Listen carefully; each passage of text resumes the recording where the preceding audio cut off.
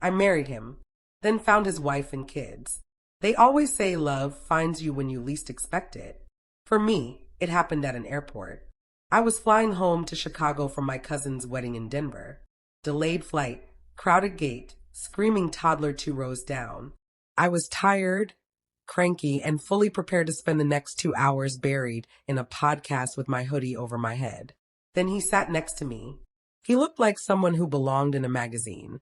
Not because he was conventionally hot, but because he was polished, confident, expensive looking in that quiet way.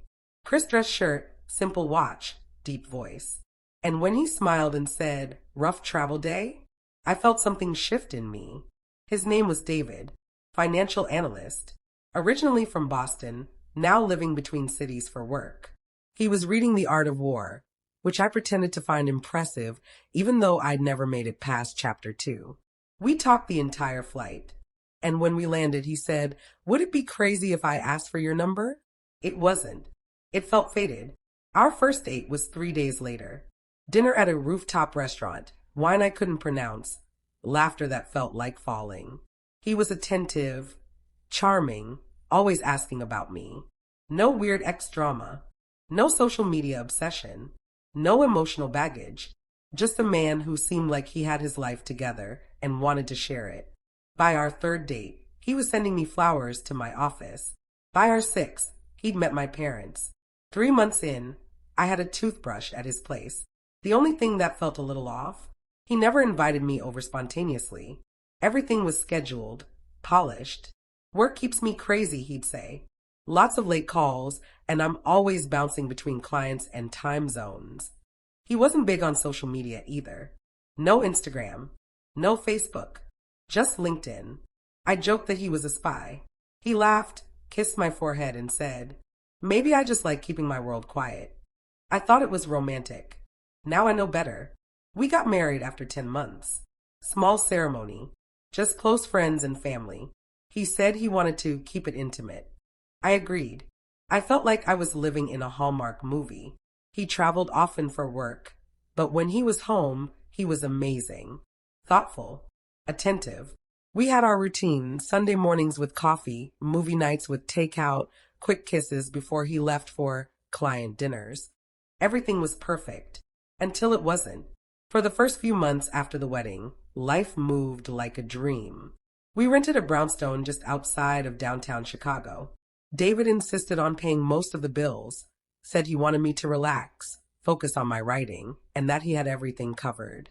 Every morning, he kissed me goodbye in his tailored suits, coffee in one hand, leather briefcase in the other.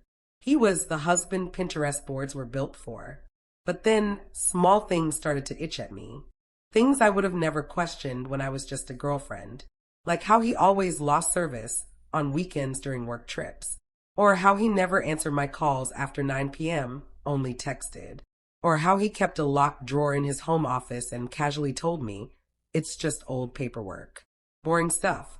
One Saturday morning, I noticed he'd left his iPad on the kitchen counter. He was still asleep, so I figured I'd open it and use it to pull up a recipe I'd saved on Pinterest. Something we'd planned to cook for brunch. But when I tapped the screen, it was locked. Not weird, right? Most people lock their tablets. But when I tried the same passcode he used for his phone, his birthday, it didn't work. Neither did mine, or any variation of our anniversary.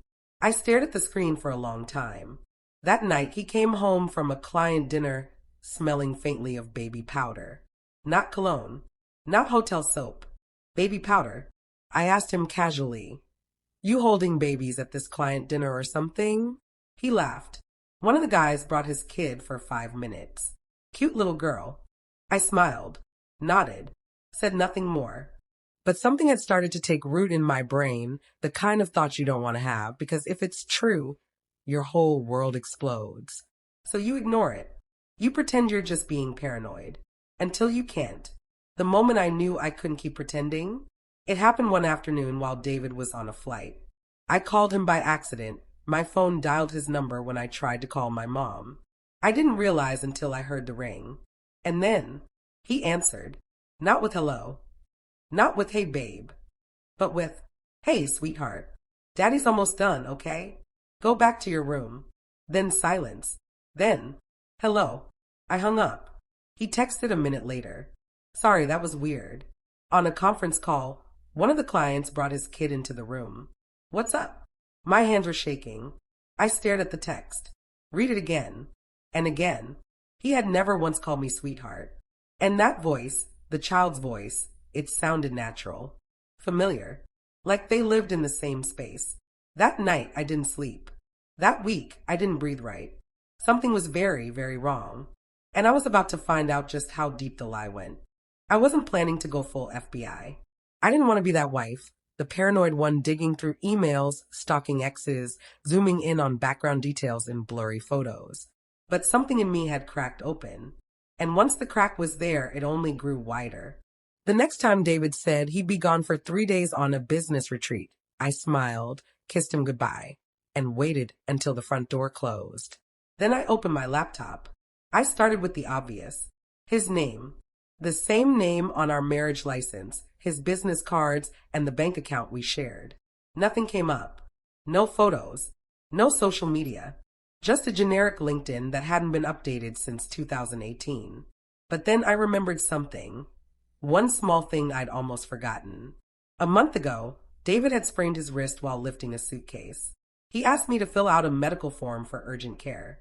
I remembered his insurance card and his full name, which included a middle name he never used. David Allen Merrick. I typed it into Facebook, and there it was. A hidden profile. No photo. No cover image. Private. Quiet. But when I clicked the tag section, my breath caught. Because there he was, David, my David, sitting at a birthday party, wearing a paper crown and holding a little girl in his lap. A little girl who looked like a blend of his eyes and another woman's mouth. Next to him was a woman I'd never seen before. Beautiful, elegant, with soft brown hair. She was smiling wide. The caption read, "Our favorite guy turns 38 today. Family picnic birthday for the best husband and daddy ever." Posted just 2 months ago, while he had supposedly been in Toronto. I stared at the screen for a long time. My hands were cold. My ears were ringing. It didn't make sense. It couldn't make sense. So I clicked on her name. Emily Merrick. Public profile. Lives in Minneapolis. Relationship status. Married to David Merrick. Since 2013. 2013. That was 10 years. 10 years. There were hundreds of photos. Holidays. First day of school signs. Him coaching soccer. Her tagging him in Father's Day posts. The same man who told me he wasn't ready for kids was braiding a toddler's hair and packing Paw Patrol lunchboxes. One video stopped me cold. It was a home movie, shaky camera footage of him singing lullabies to the little girl at bedtime. "Good night, baby. Daddy loves you." His voice, clear as day. It was the same voice I'd heard on the accidental call. The one where he said, "Sweetheart, go back to your room." Not a conference call. Not a coworker's kid. His daughter. That's when it hit me. I wasn't the only wife. I wasn't even the first. I didn't sleep that night. I didn't cry either. I just sat at the kitchen table with a cup of cold coffee and a screen full of lies. Everything I thought I knew about my marriage, my husband, and the life we were building. It all shattered under the glow of a Facebook page. 2 wives. 2 lives. 1 man. By sunrise, I had made my decision. I wasn't going to scream. I wasn't going to wait for him to come home and spin another story. I was going to her. To the other wife. To Emily. I drove to Minneapolis the next morning. 5.5 hours of silence, my GPS guiding me straight into the heart of the truth. Her house wasn't what I expected. It was warm, welcoming, white picket fence, sunflowers on the porch, wind chimes swaying gently in the breeze. It looked like a stock photo for asterisk, happily ever after. Asterisk. I sat in the car for 10 minutes, practicing what I'd say, rehearsing how not to fall apart. Then I got out, walked up the front steps, and rang the doorbell.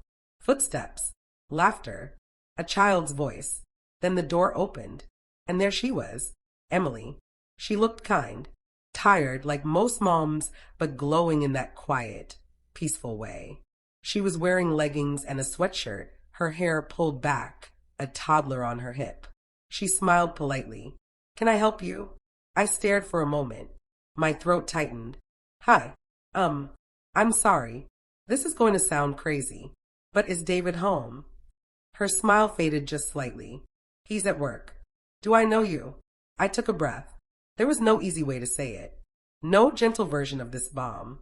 I'm his wife. Emily blinked. I'm sorry, what? I nodded slowly. We got married last year. In Chicago. I had no idea about this. You. The kids. Until 3 nights ago. The toddler shifted on her shoulder. Emily looked down, then back at me. For a few long seconds, neither of us said a word. Then she opened the door wider. Come in. We sat at her kitchen table. She made tea. I didn't touch mine. She didn't scream. She didn't accuse me. She just listened. I told her everything. From the day I met him at the airport to the night I found his other Facebook account. She was quiet for most of it, pale, but composed. And when I finally stopped talking, she got up, walked into the other room, and came back with a wedding photo. It was David, in a tux, standing next to her in a white gown, holding her hand. They looked so happy. We were high school sweethearts, she said quietly. We got married at 24, had our first kid at 26. I swallowed hard. Do you know how long he's been doing this? She shook her head. I knew he traveled a lot. I knew he liked privacy, but I never imagined. Her voice cracked.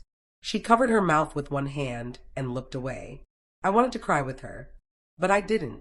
I couldn't, because behind the pain, I felt something else growing in my chest. Rage. David hadn't just lied. He had built an empire of lies. 2 women, 2 homes, 2 lives, 2 families. I wasn't even sure which one he really loved, or if he ever loved either of us. But I knew one thing. He was about to lose both. It didn't take long to come up with a plan. Emily wasn't angry at me. She wasn't bitter or defensive. She was broken, like someone had been living in her home and poisoning her air without her ever knowing. When I told her I wanted to confront him, she just nodded and said, Then let's do it together. We waited. David came home that evening around 6:40 p.m. with a box of groceries in his hand and the same charming grin he always wore, the one he used to get out of everything. He walked into the kitchen, saw Emily standing by the counter, and then saw me. He froze. What the hell? Hi, David, I said calmly. Or should I say husband? He dropped the bag. Emily, what is this? What is she doing here? Emily didn't say a word. She walked over to the kitchen table, picked up a stack of printed photos, documents, and screenshots I'd prepared. Wedding photos, tagged posts, our marriage license, and threw them on the counter. You really thought we'd never find out, she said. David's face turned white. He started stammering, talking fast, grabbing at straws. Listen, it's not what it looks like. I can explain. I didn't mean to hurt anyone. You didn't mean to get caught, I snapped. He looked at me with pleading eyes. It started before I met you. I was going to tell you. Things got complicated. I laughed, loud and bitter. Complicated? You were married to me and raising kids with her. You gave me a ring and gave her a mortgage.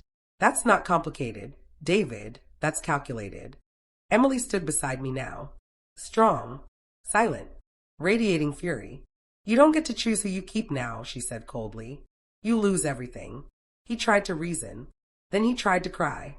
But the performance didn't land. Not anymore. We told him we were filing for divorce. Both of us. At the same time. We told him we'd speak to lawyers. Together. And we'd share every file. Every piece of evidence. Every lie. He begged. He yelled. He cursed. But none of it mattered. He didn't just lose 2 wives that night. He lost control. He lost everything. 2 months later, I moved out of Chicago, rented a small apartment in Portland, started fresh. Emily and I still talk sometimes. We send each other updates. Not about him, he's irrelevant now, but about healing, moving on, living again. She's stronger than she knows. So am I. David? Last I heard, he was living in a short-term rental. Alone. He wanted 2 lives. Now he has none. And me. I have 1 life. But it's real. And it's mine.